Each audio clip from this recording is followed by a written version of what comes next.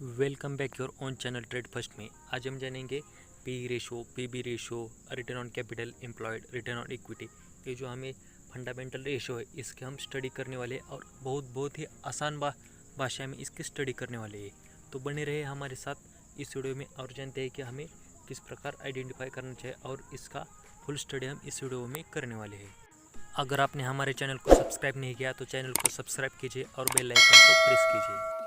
Suppose करो किसी company का पी 10 है तो आपको इसका मतलब ये होगा कि आपको 1 रुपया कमाने के लिए उस कंपनी में 10 रुपये इन्वेस्टमेंट करने पड़ेंगे।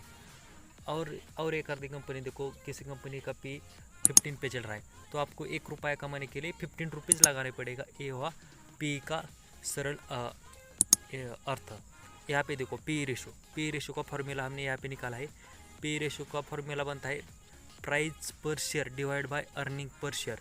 मतलब कि कोई कंपनी का अभी शेयर देखो 100 रुपये में चल रहा है, XYZ कंपनियों की, और उसका अर्निंग पर शेयर मतलब कि EPS, और कंपनी का EPS है मतलब एक शेयर पर कंपनी कितना कमाते हैं 10 रुपये।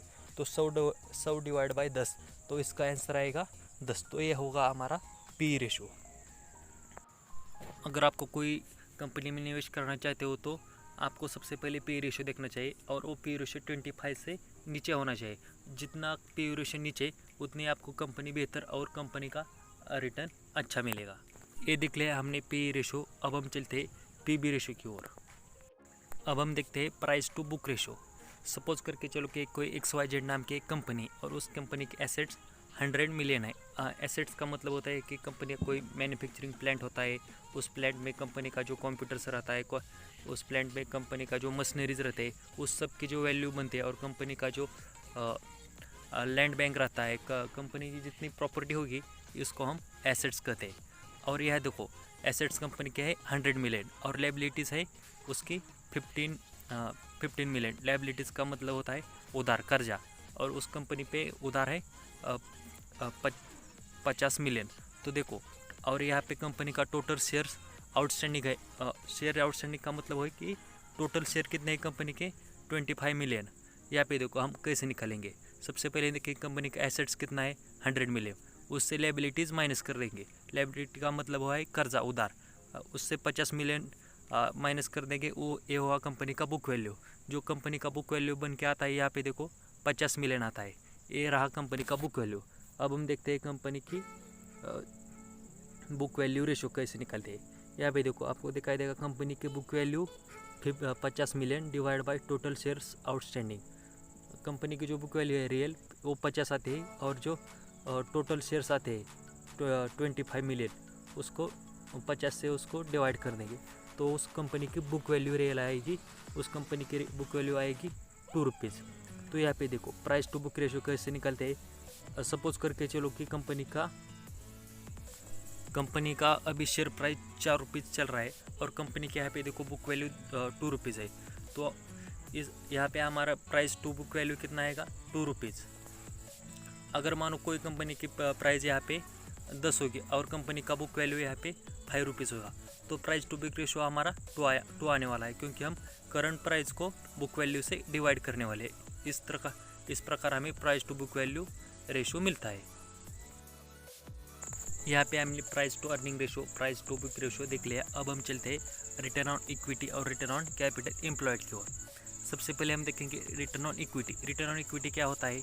Net profit divide by share holders equity. मतलब कि एक कंपनी है XYZ और उस कंपनी ने 100 रुपये अर्न किए एक साल में, मतलब कि 100 रुपये का मुनाफा बना लिया एक साल में, और उसमें शेयर होल्डर्स की इक्विटी कितने हैं, मतलब कि उस कंपनी में शेयर होल्डर्स ने कितने रुपये लगाए थे, उसका जो कैलकुलेशन निकल कर आता है उसको हम रिटर्न ऑन इक्विटी कहते हैं।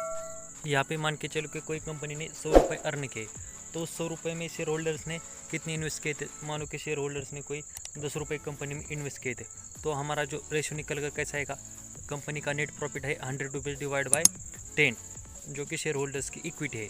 तो हमारा जो आंसर आएगा वो आएगा 10। वो हमारा हो गया रिटर्न ऑन इक्विटी। ये हमने देख लिया रिटर्न ऑन इक्विटी। अब हम देखेंगे रिटर्न ऑन कैपिटल एम्प्लॉयड कैसे निकालते हैं। रिटर्न ऑन कैपिटल एम्प्लॉयड निकालने के लिए EBITDA divide by total capital employed. अब देखो EBITDA क्या होता है, net profit plus interest tax. जो हमें इस कंपनी को गवर्नमेंट को देना पड़ता है या सेंट्रल गवर्नमेंट को या स्टेट गवर्नमेंट को देना पड़ता है।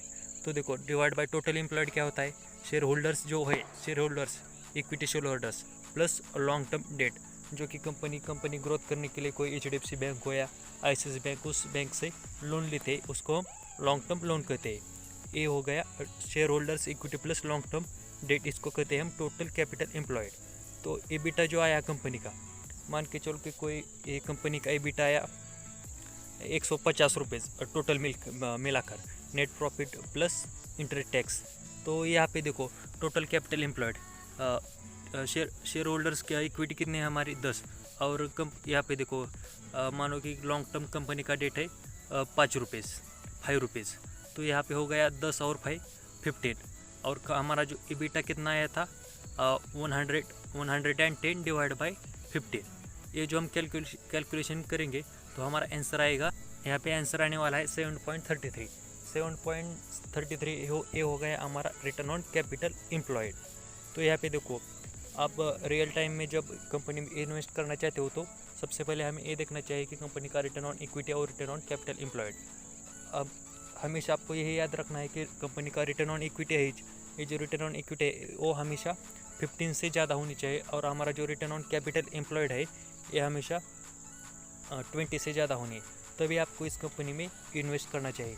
अगर कोई कंपनी का फंडामेंटल या अच्छा नहीं हो तो कंपनी आपको प्रॉफिट बनाकर नहीं दे सकते, और आप हमेशा लॉस में ही रहने वाले हैं।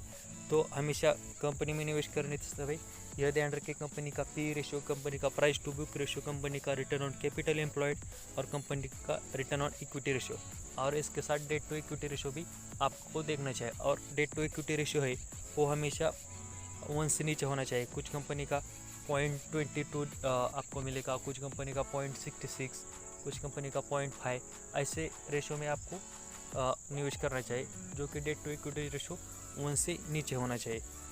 तो आपको हमारी रिसर्च कैसे लगी, आपको हमारी रिसर्च पसंद आती होगी तो आप चैनल को सब्सक्राइब कीजिए और बेल आइकन को प्रेस कीजिए। अगर आपके कोई डाउट है तो हमें कमेंट सेक्शन में पूछ सकते हैं। वीडियो को आखिर तक देखने के लिए थैंक्स।